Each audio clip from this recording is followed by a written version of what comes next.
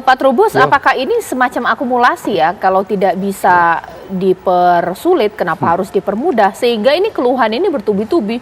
Yang lampau-lampau 2015, 2013 keluar semua. Iya, memang pertama kita lihat ini ada ingatan sosial ya masyarakat kita terhadap pengalaman-pengalaman buruk masa lalu, kemudian ditumpahkan sekarang. Ini kan resiko masyarakat era post-truth seperti ini.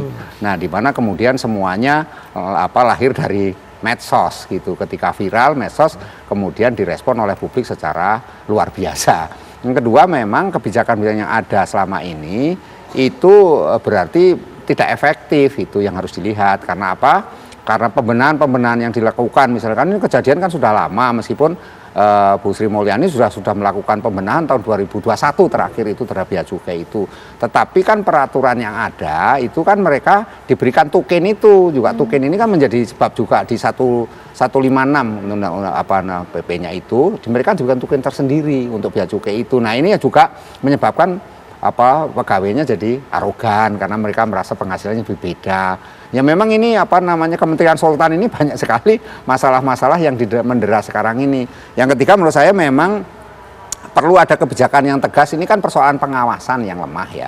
Pengawasan lemah di mana kemudian disinilah entry point kita untuk membenahi semua, karena ini sesungguhnya kan seperti fenomena gunung es nanti akan beruntun, itu akan terus ada lagi nanti. Setelah ini akan lahir lagi apalagi keluhan masyarakat yang akan lewat medsos ini. Nah, ini saya rasa saatnya untuk Kementerian Keuangan terutama bea cukai untuk melakukan pembenahan menyeluruh total sistem itu tadi, dari hulu ke hilirnya harus dibenahin semua.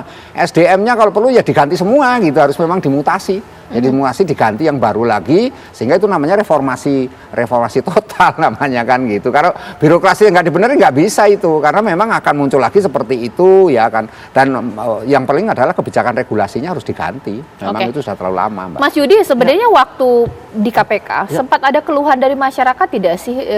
Mungkin sebenarnya kutipan-kutipan yang kemudian ditujukan untuk masyarakat barang-barang impor ini sempat ada kecurigaan, diapain sih, buat apa sih, jangan-jangan kemudian diambil atau mungkin ada kong kali kong, ini seperti apa? Ya, kalau saya kan dulu bukan di bagian pengaduan masyarakat ya, jadi saya tidak memahami mengenai informasi dari masyarakat ya. Namun yang jelas ya, kan secara umum kita bisa lihat kan tata kelola pelayanan publik itu sebenarnya seperti apa sih? Ya, pertama, sebelum bersih dari korupsi nepotisme gitu ya, dia harus good governance dulu gitu. Dia harus efektif, harus efisien, jelas tata kelolanya, jelas bayar berapa, ya kan, kemudian bayarnya kemana. Dan ini paling penting, seharusnya kenapa sih terjadi ada arogansi? Ya karena ASN berhubungan langsung dengan masyarakat.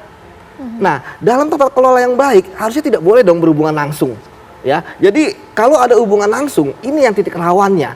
Ya, benar seperti dikatakan oleh Pak Trubus gitu ya, bahwa kita ini ke depan tuh mau bagaimana? Kalau misalnya nanti orangnya diganti pun ya, ketika misalnya ternyata sistemnya masih sama bertatap muka, ada orang masuk ya kan, kemudian suruh bayar segini, bahkan kemudian ada proses nego. Kalau saya lihat di sini, itu yang berbahaya. Harusnya sudah fix dan tidak ada proses nego lagi seperti itu. Oke, ini masih belum firm dan belum jelas dan clear ya Pak Trubus ya mengenai ya, kita tahu secara aturan setiap barang yang masuk ke Indonesia atau juga keluar dikenakan pajak.